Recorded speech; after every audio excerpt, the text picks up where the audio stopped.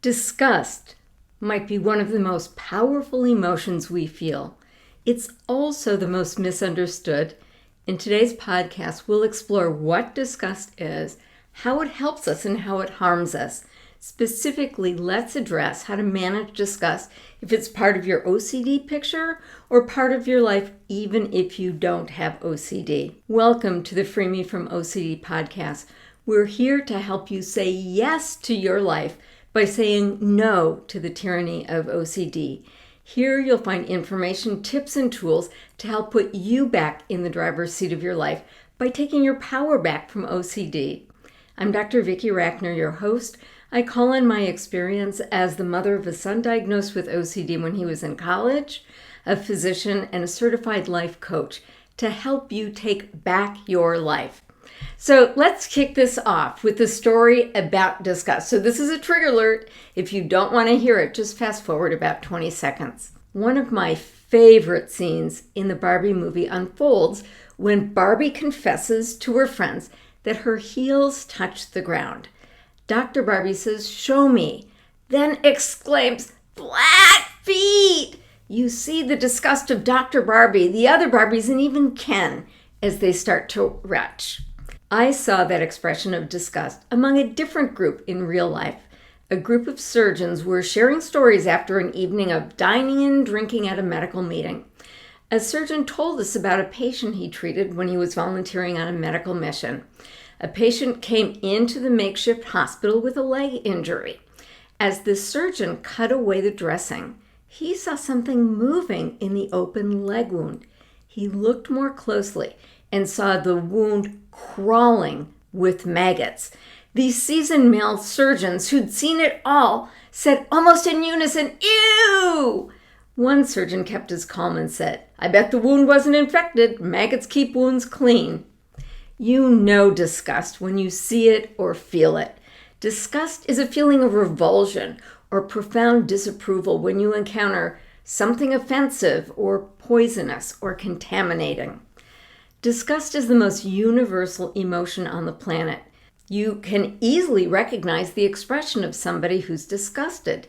Yet, it's the most poorly understood emotion we have. Charles Darwin was the world's first disgustologist, a scientist who studies and writes about disgust. Darwin was curious about the role emotions play in evolution. He wrote his colleagues from all corners of the world and asked how local natives expressed disgust. He found that the expression of disgust was near universal. In his book, The Expressions of Emotion in Man and Animals, Darwin described the face of disgust. The eyes squint, the tongue sticks out, and the nose crinkles as if to prevent toxins from getting into the body. The "ew," my surgeon colleagues express, forced air out of the lungs. Disgust presents with varying intensities from mild dislike to intense loathing. Well, why would we have disgust? Think of feelings that you have as warning lights on the car dashboard.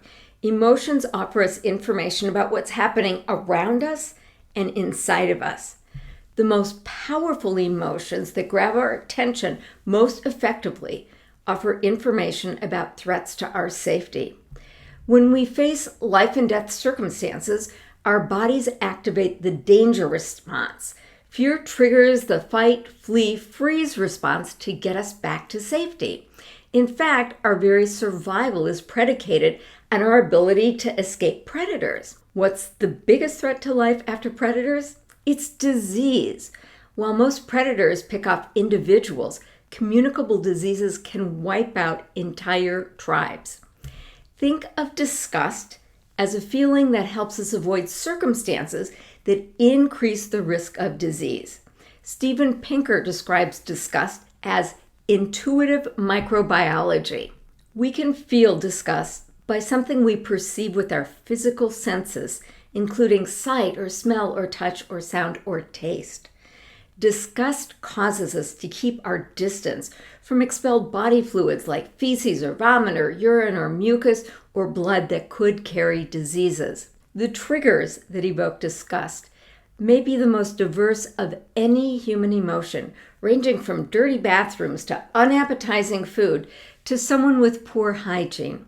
Have you ever noticed that cleaning products and diapers are in their own aisles in the very center of the store that are not surrounded by any food?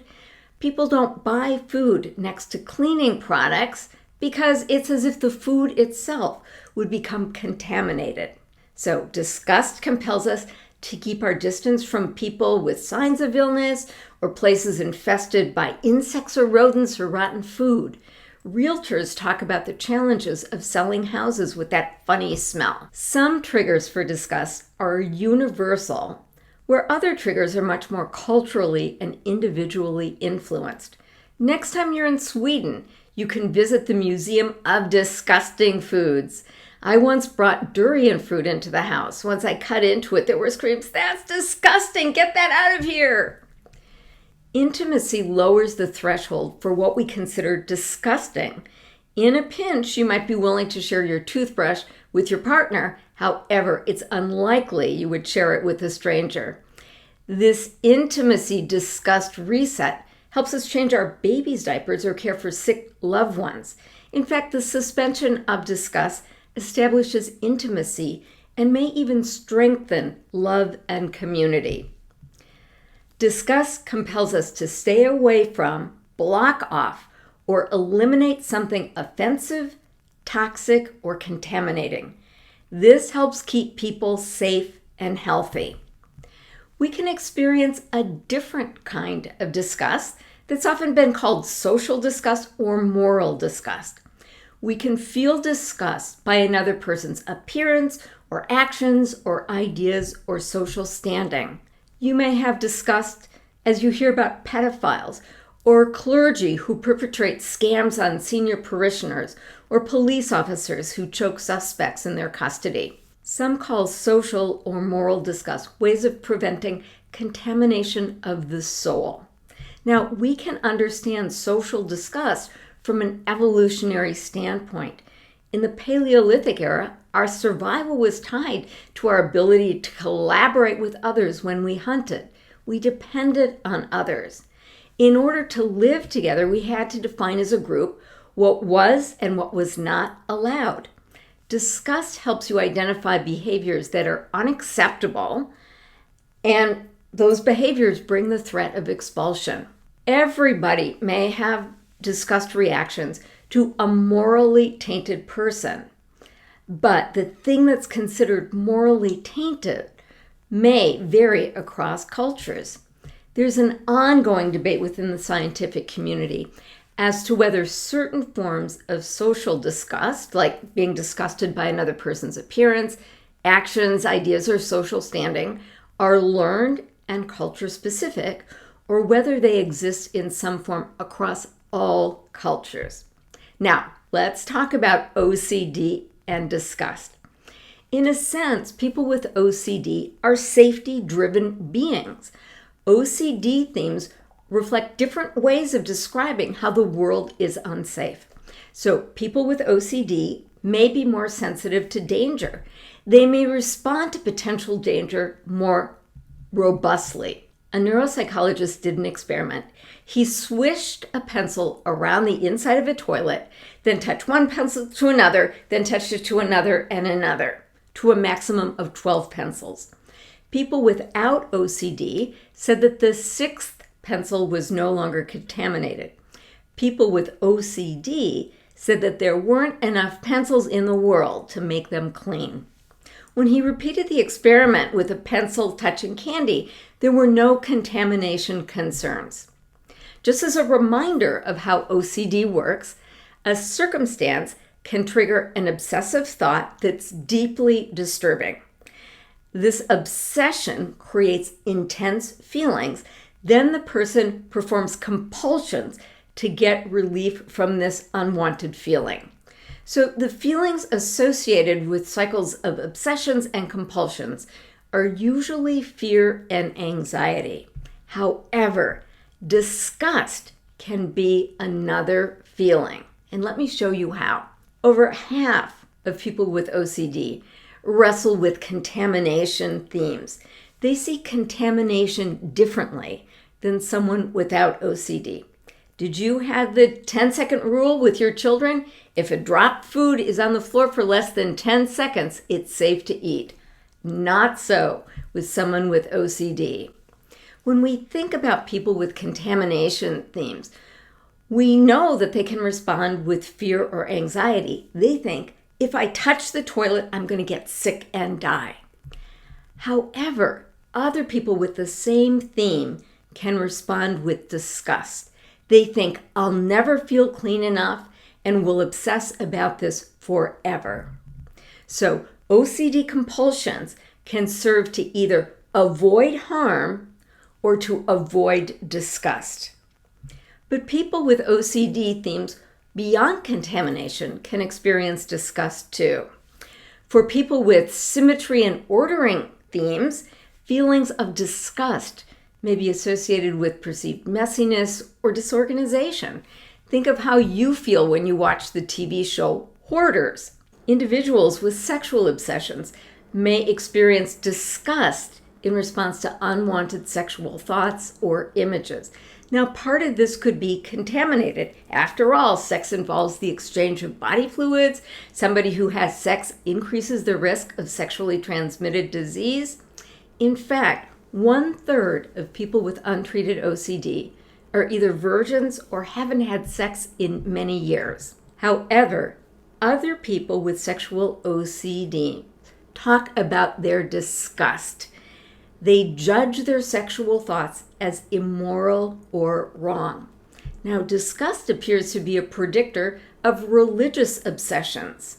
So, how is disgust-related OCD treated? The evidence-based gold standard for treatment for OCD is called exposure and response prevention, or ERP. You help the brain learn that neither the anxiety nor the trigger for the anxiety are dangerous, and you do this through repeated exposure. You don't try to treat the anxiety, you just witness that the anxiety goes away. Now, you can certainly take disgust to your therapist for ERP. However, if you've tried, you might find that you don't get the same great results that you see with anxiety or fear. You might find that it takes many more exposures and the results unfold much more slowly. One study reported that about half of all comers with disgust don't respond, drop out, or refuse ERP intervention. About 75% of patients who do complete treatment exhibit residual symptoms. Just as a reminder, I'm not a therapist. I do not treat people with OCD. Instead, my goal is to help you understand how your human brain works and point you to strategies that will help you manage your brain more effectively. So let's take a look at the brain. It appears that a different part of the brain is involved with disgust than anxiety and fear. Disgust is processed in the insula, the part of the brain involved with long-term memory. So that's why disgust neural circuits are so much slower to change. Well, how then do you manage disgust, whether or not you have OCD? Here are a few steps. First, recognize that disgust is a normal human emotion. Disgust is there to serve us, to keep us safe from physical or social or moral contamination. Disgust also has the potential to harm us. It can keep us from doing the things that we want to do.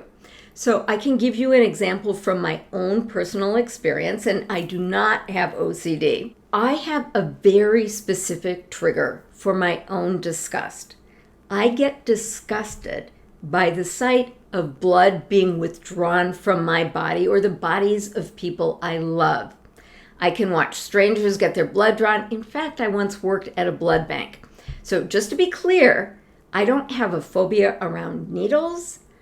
I don't have worries about the temporary discomfort of a blood draw. I have a very specific sensation in my body at the sight of blood leaving my body. When I see it, I have an urge to pull the needle out of my arm and run. When I needed multiple vials of blood drawn, I would often say to the nurse, "Are you done yet?" Well, I decided to become a doctor after I had a life-threatening emergency. I was bleeding internally. When I told a friend that I was thinking about going to medical school, she said, "But what about that blood thing?" So, was I going to let this blood draw thing get in the way of applying to medical school?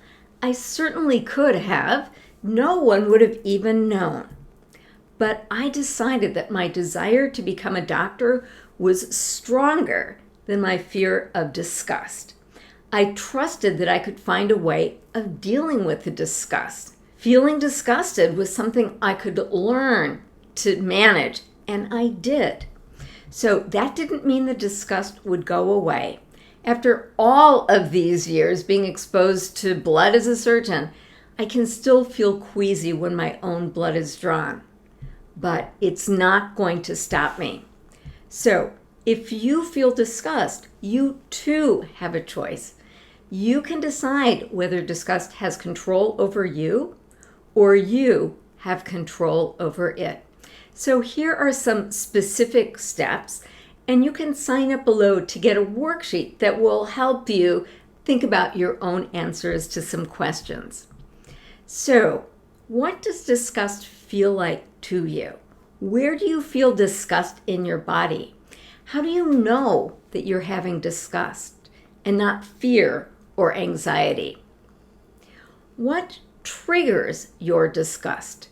Can you offer some specific circumstances, like my disgust with the trigger of seeing blood come out of my body? What actions do you take when you're disgusted? What actions do you take to avoid being disgusted? And does that limit your life? So here are some strategies you can use to tolerate disgust and move forward. The first is stop beating yourself up if you have disgust. You're not a bad person because you feel disgusted. Have your own back. And if you could just do that, if you could just have more compassion for yourself when you feel disgust, that would make a huge difference. Now, when you notice these sensations in your body, name it. You can say, "I'm having a sensation of disgust." And then interpret, tell yourself a story. "Oh, my body's just trying to protect me from dying of contamination. It doesn't understand that I'm completely safe." Then reassure yourself that you can, in fact, live through disgust. You can remind yourself, I can live with any feeling for 45 seconds. Disgust won't kill me. And in fact, if somebody held a gun to your kid's head and said, be willing to feel this feeling, or your child is dead, of course you'd be able to live through any feeling. Next, prepare yourself. So let's say that your trigger for disgust is being in the presence of somebody who's sick or dying. Your grandmother is in hospice and you want to go and say goodbye. You also know that if you go, you might throw up. You will certainly want to run from the room, but your desire to say goodbye is stronger than your disgust, and you've made a commitment to going. You can prepare ahead of time. Maybe there are things that you can coach yourself through. So let's say you're in front of your grandmother and you feel disgust and you want to throw up. Well, if you want to throw up, that's okay. You can live through throwing up. You can live through the thought that you are going to throw up. It's just a thought. You can say, if I want to run out of the room, it's okay. It's just a thought. Even if I do leave the room early, that's okay too. So disgust doesn't need to control or ruin your life. When you feel disgust, think about Barbie's flat feet. In her reinvented life, Barbie's flat feet were not a problem. In fact, they weren't even an issue. With some thought and work, you can get there too. So let me leave you with a final thought. Many families touched by OCD feel alone in their struggles. If you found this information helpful, please feel welcome to share it with friends and families and communities in which you participate. Please leave a review of the podcast. That makes it easier for people who need this message to find it. Let's get the message out there that people struggling with OCD are not alone. There is hope. Thank you again for your investment in your family and yourself. You've got this.